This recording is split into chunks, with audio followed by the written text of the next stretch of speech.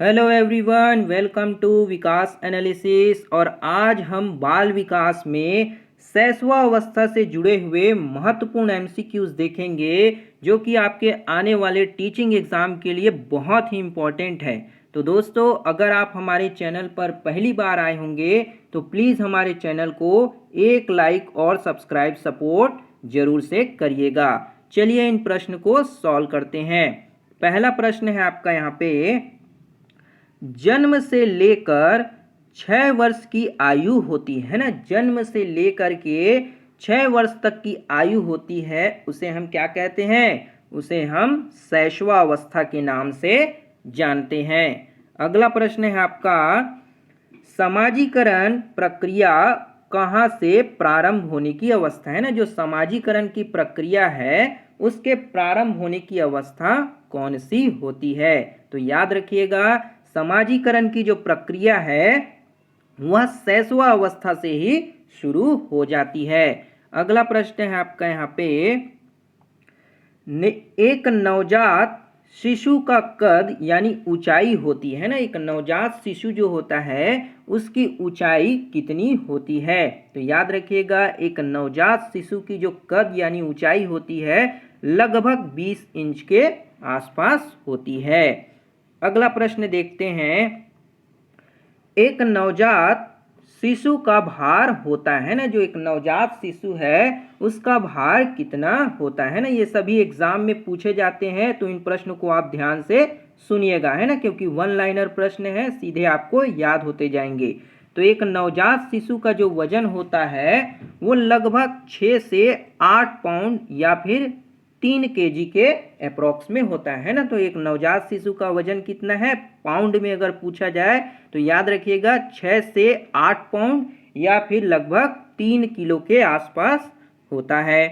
अगला प्रश्न है आपका, शैशवा अवस्था को सीखने का आदर्श काल कहा है ना, बहुत ही इंपॉर्टेंट प्रश्न है, कई बार जो है एग्जाम में देखने को मिलते हैं कि शैशवा अवस्था को सीखने का आदर्श काल किनके द्वारा कहा गया? तो याद रखिएगा, शैशवा अवस्था को सीखने का आदर्श काल वैलेंटाइन द्वारा, है ना, वैलेंटाइन द्वारा शैशवा अवस्था को सीखने का आदर्श काल कहा गया है।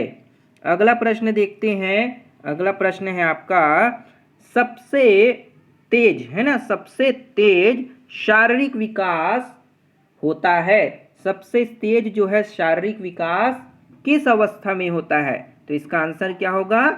शैशवा अवस्था में जो है शारीरिक विकास सबसे तेज होता है ना। जो शारीरिक विकास है बच्चों का सबसे अधिक किस अवस्था में होता है? तो याद रखिएगा शैशवा अवस्था। अगला प्रश्न देखते हैं, विकास की प्रक्रिया होती है ना, जो विकास की जो प्रक्रिया है वो कब से कब तक होती है? तो विकास की प्रक्रिया जो है वो गर्भावस्था से लेकर जीवन पर्यंत तक, है ना, जो बच्चे के विकास की प्रक्रिया है वो गर्भावस्था से लेकर के जीवन के अंत तक क्या है, चलते रहती है। अगला प्रश्न है आपका यहाँ पे, शैशवा अवस्था में वृद्धि क्या है ना, शैशवा अवस्था में जो वृद्धि है वो किस तरह से होती है? तो अभी हमने पढ़ा कि जो शैशवा अवस्था है उसमें बच्चों की वृद्धि बहुत ही तीव्र होती है ना। याद रखिएगा, ये ऑप्शन बना के दे देता है कि शैशवा अवस्था में वृद्धि कम होती है, अधिक होती है, तीव्र होती है। तो याद रखिएगा, शैशवा अवस्था में जो बच्चों की वृद्धि है वो बहुत ही तीव्र गति से होती है। अगला प्रश्न है आपका यहाँ पे, जन्म से किशोरावस्था तक की गतिविधियों को क्या कहते हैं ना, जो जन्म से लेकर किशोरावस्था तक की जो गतिविधि होती है उसको खालिस्तान कहा जाता है। तो उसे हम क्या कहते हैं? बाल मनोविज्ञान, है ना। बहुत ही इंपॉर्टेंट है ये भी प्रश्न कि जो जन्म से लेकर, है ना, जन्म से लेकर किशोरावस्था तक की जो गतिविधि होती है उसे हम बाल मनोविज्ञान के नाम से जानते हैं ना। इसके आगे भी और अवस्थाएं होती हैं, उनको शामिल नहीं किया गया है, जन्म से लेकर के केवल किशोरावस्था तक को ही हम बाल मनोविज्ञान में अध्ययन करते हैं। दोस्तों, अगर वीडियो बढ़िया लगा हो तो एक लाइक जरूर करिएगा, आप लोग लाइक नहीं करते हैं ना, तो लाइक जरूर से करिएगा और सब्सक्राइब भी जरूर करिएगा। अगला प्रश्न है आपका यहाँ पे, शैशवावस्था में 4 संबंध होते हैं ना। जो शैशवावस्था, यहाँ पे आपका ये संवेग होगा, है ना, ध्यान दीजिएगा।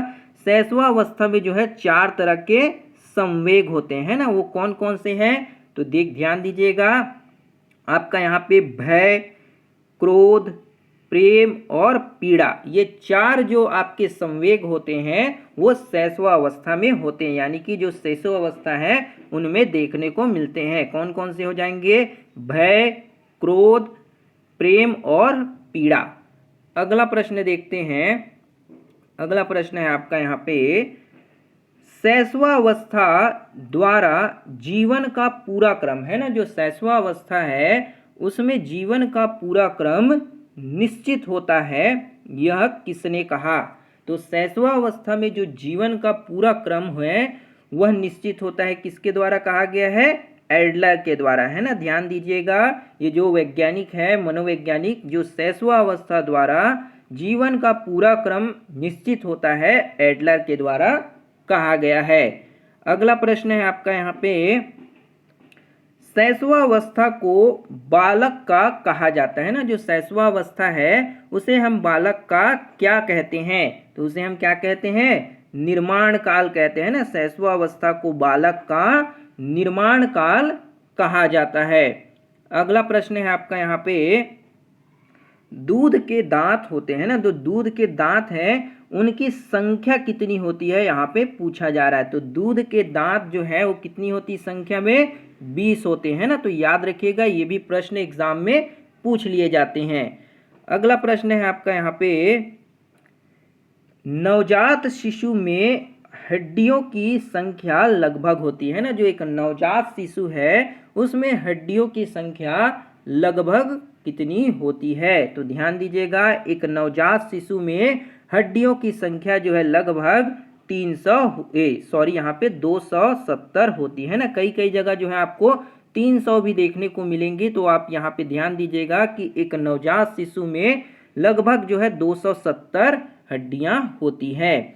अगला प्रश्न है आपका यहाँ पे, कौन सी अवस्था में दोहराने की प्रवृत्ति तीव्र होती है ना। बच्चों में कौन सी ऐसी अवस्था है जिसमें बच्चे जो है दोहराने की प्रवृत्ति बहुत ही तीव्र होती है? तो यहाँ पे शैशवावस्था जो होती है, इस अवस्था में बच्चों में दोहराने की प्रवृत्ति बहुत ही तीव्र होती है ना। आपने देखा होगा कि छोटे छोटे बच्चे जो हैं किसी एक बात को पकड़ के बार बार उसी को तीव्र गति से क्या है, दोहराते रहते हैं। तो वो आपके शैशवावस्था में बच्चों में दोहराने की प्रवृत्ति बहुत ही प्रबल होती है। अगला प्रश्न देखते हैं।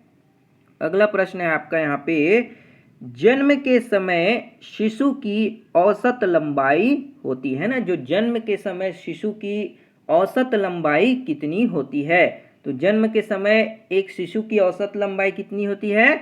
51 सेंटीमीटर, है ना। इन पॉइंट को आप याद रखिएगा। अगला प्रश्न है आपका यहाँ पे, स्वप्रेम की भावना का विकास होता है ना। जो स्वप्रेम है इसकी भावना का विकास किस अवस्था में देखने को मिलता है? तो क्या हो जाएगा? शैशवावस्था जो है, इस अवस्था में स्वप्रेम यानी कि स्वयं से प्रेम करने की भावना का विकास देखने को मिलता है। अगला प्रश्न है आपका यहाँ पे, शैशव काल का नियत समय, है ना। जो शैशवावस्था है उसका नियत समय कितना होता है ना। तो जन्म से लेकर के 5 से 6 वर्ष तक की अवधि को क्या कहते हैं? शैशव काल या फिर शैशवावस्था कहा जाता है। अगला प्रश्न है आपका यहाँ पे, स्वकेंद्रित अवस्था होती है ना। जो स्वकेंद्रित की अवस्था है वह किस अवस्था में देखने को मिलती है? तो क्या हो जाएगा? शैशवावस्था ऐसी अवस्था है जिसमें बच्चों में क्या है, स्वकेंद्रित, है ना, स्वकेंद्रित की भावना जो है देखने को मिलती है। अगला प्रश्न देखते हैं। अगला प्रश्न है आपका यहाँ पे, गर्भ में बालक को विकसित होने में कितने दिन लगते हैं ना। गर्भ में जो बालक है उसको विकसित होने में, है ना, कितने समय लगते हैं पूछा जा रहा है। तो गर्भ अवस्था में बालक को विकसित होने में लगभग जो है 280 दिन, है ना। कितने दिन? 280 दिन यानी कि 9 माह जो है देखने को मिलते हैं ना। तो 9 माह तो आप जानते हैं, लेकिन प्रश्न में 280 दिन, 290 दिन इस तरह से ऑप्शन बनाया जाता है।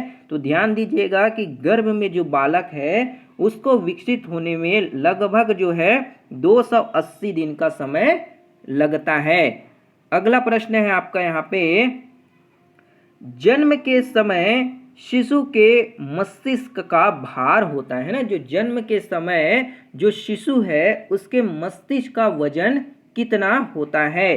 तो याद रखिएगा कि जन्म के समय एक शिशु के मस्तिष्क का जो भार होता है, वजन होता है, वो लगभग आपके 500 ग्राम के बराबर होता है ना। लगभग कितना होता है? 500 ग्राम जन्म के समय शिशु के मस्तिष्क का भार होता है। तो ये थी दोस्तों आपकी शैशवावस्था से जुड़ी हुई महत्वपूर्ण एमसीक्यूज, जो कि आपके अक्सर जो है CTET exam, super TET exam या फिर जितने भी टीचर भर्ती एग्जाम है उनके लिए बहुत ही इंपॉर्टेंट होते हैं। तो उम्मीद करते हैं आपको ये सारे प्रश्न समझ आए होंगे। अगर वीडियो बढ़िया लगा हो तो एक लाइक जरूर कर दीजिएगा, शेयर, सपोर्ट और सब्सक्राइब भी जरूर से कर दीजिएगा। मिलते हैं अगली वीडियो में, तब तक के लिए जय हिंद, वंदे मातरम।